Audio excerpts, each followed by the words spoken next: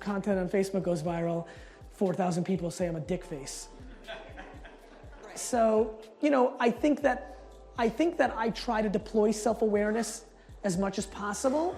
And now I'm self-aware that 20% of people on First Impact are not gonna like it. And so I do think it came from the lessons of life. Like, I think one of the things that one has to do is accept themselves, right? And I think once I did that, then it didn't hurt so much to have 2 out of 10 people not like it.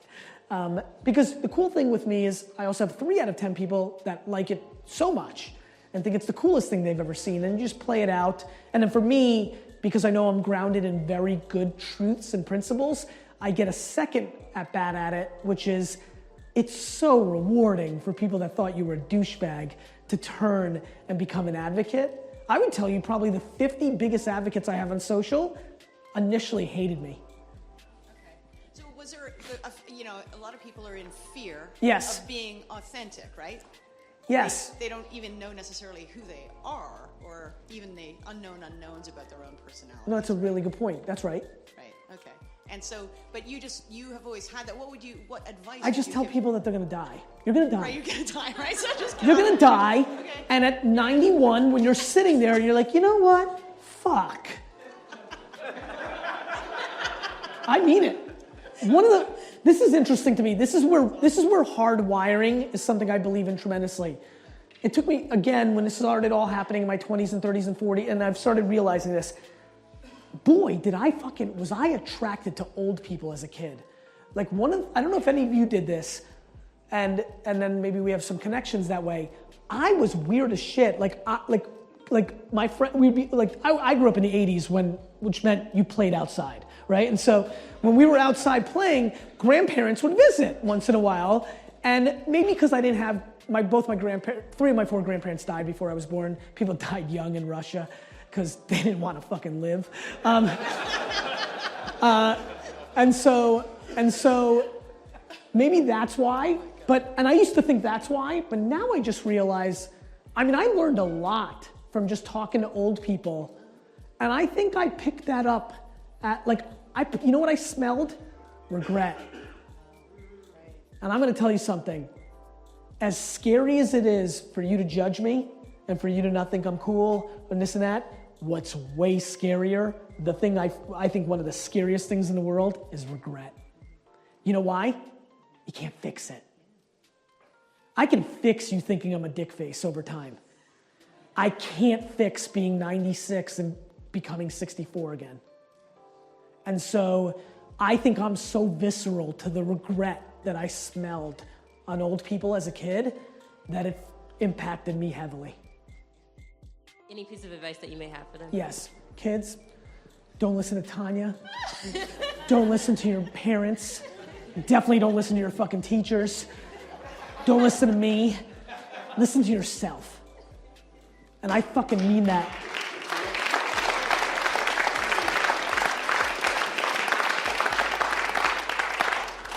You'll learn. If you're wrong, you'll learn. And it's much better to learn by tasting it than reading about it or being told about it. That's my advice, Tanya. You got it. And by the way, that's advice to entrepreneurs, right? That's not advice to operators who are gonna be CEOs of Fortune 500 companies. They've gotta listen to parents. They've gotta, they're gonna play that game. But if you're an entrepreneur, it's binary. You've gotta go completely the other way because the market's the judge. And it's back to what you and I talked about. When you're the entrepreneur, it's lonely. Mom's not there to save you. I'm kind of new to not giving a fuck. Okay. It's a new thing for me. Yep. It's kind of happened. But has it always been there? Yeah. It's always been there, right? Yes. I was always nice to people. But you're like, you know what, let this go out. Yeah, I've just kind of I'm nice to people. No. I know, but I feel less responsible for people's feelings. Let me tell you something real quick, and some of you know this. I'm only razzy on stage when I'm not talking to anybody individually. I'm actually very uncomfortable with confrontation on a one-to-one level, and I would never, ever think about hurting somebody's feelings. Why? Yeah. You know, so I'm it's, with you. you know, it's just when I'm more visceral when somebody else is doing something to I'm more of like, he's being mean to him and that's when I'll jump in, you know? Yes, and I don't mean just being mean. I get it. Although I have no problem with confrontation whatsoever. I'm a lawyer, so it kind of, and a New Yorker. But you know what? I apologize. I would actually argue my biggest weaknesses ever was my visceral reaction to confrontation, which made me very bad at firing for about 10 to 12 years because I was terrible at it. Like, I was terrible at it. I was so full of shit. Like, I would never give any critical feedback, and then you just walk in and be fired because I got pent up enough courage to finally do it. I was terrible at it. And I was really bad at it, and it's something I'm very embarrassed of. And the worst version of it is it's how I broke up with girls. And I hate to say it out loud because I want to be really, like, it's the single thing I'm most embarrassed of the way I broke up with girls that I dated because I wasn't a man enough to break up to their face. That felt good. It's good to get the poison out. All right, go ahead. We forgive you. Thank you. So my question really is, like, what's the ROI on, like, not giving a fuck and being unapologetically yourself? Because that's kind of where I'm at. Okay. Speed. The thing that when you're not spending any time worrying, you're spending time on executing. Speed. And I like the way a lot of you reacted to that because that's a weird answer to that question, but I can see that a lot of you caught it and some of you understand it and do it. Speed is the game in what we all do for a living. And if you're not worried about dwelling on what people think, you're in execution mode. And I do everything in my power, to put myself in full execution mode at all times. Do you think that women business leaders are going to change the culture from the crush it culture to no at all? Nope. Okay. No, that's awesome. Like, it's interesting.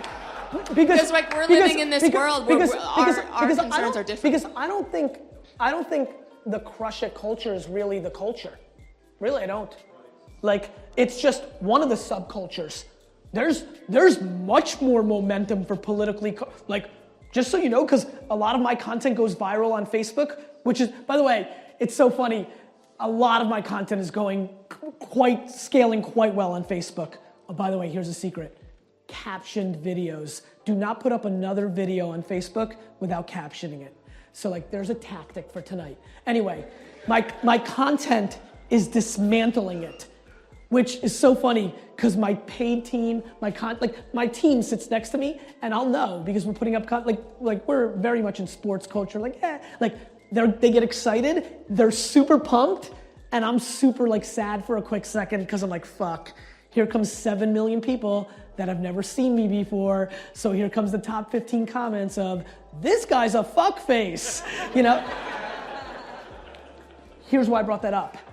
All of my content that's crush it, that's winning, is viscerally getting pushed against. Like, the top thing that everybody's, do you want to see your kids? Oh, this guy's gonna die at 42. I do not think crush it culture is the main culture right now. I think the work-life balance, politically correct, we're all gonna accomplish fucking everything and do everything balanced right game is the culture. And like, Bernie's very popular, right? Like, if you go look at the data, I'm looking at it very carefully because I don't want my head chopped off for being a capitalist. Like, 16 to 24-year-olds, for all the entrepreneurs there's a bunch of people that think working hard is bad, like capitalism is bad. Like, you're in an ecosystem of a lot of winners, crush it, we're gonna fucking do it. But the macro, the thing is already changed. The thing's changed. America lost. Like just so, I want everybody around, like, I don't know how much you get around, like, it's over. Like, we've had too many decades and too many generations. You, me, we're the problem. It's not our faults. We were just born in the generation of 200 years into our empire. We are soft. Soft.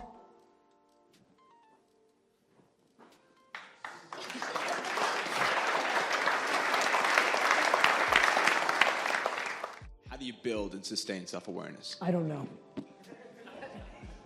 I hate this question because, fuck, I really want to give a good answer, and there's people that do different things that feel like, I don't feel like I have a grasp on how to teach self-awareness or maintain it. I know I have it, I know I rely on it, I know that there's people that I've seen people talk about how to do it. Like, I respect that that may be true. I've never dug under the hood or watched somebody do it.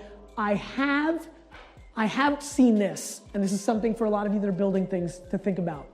I have seen a lot of my people grow in their self-awareness out of the safety that I've created in the environment, in the culture of the company. And so within safety, they've been able to expand their emotional intelligence. But I don't know, man, but boy, let me tell you something. For that gentleman or whoever, about like, if you know how to do it, if there's a way to really do it, it's the drug. It is the game. It's unbelievable how powerful it is if you have it. It just saves you. Makes you likable, makes you like yourself, it makes you understand shit. The other thing, you understand there's something that comes along with it. There's a cousin of all these feelings. Empathy is something I live on. Do you know that nobody's ever let me down? If you really understood why I'm so damn happy, and I really am, it's because nobody's ever let me down.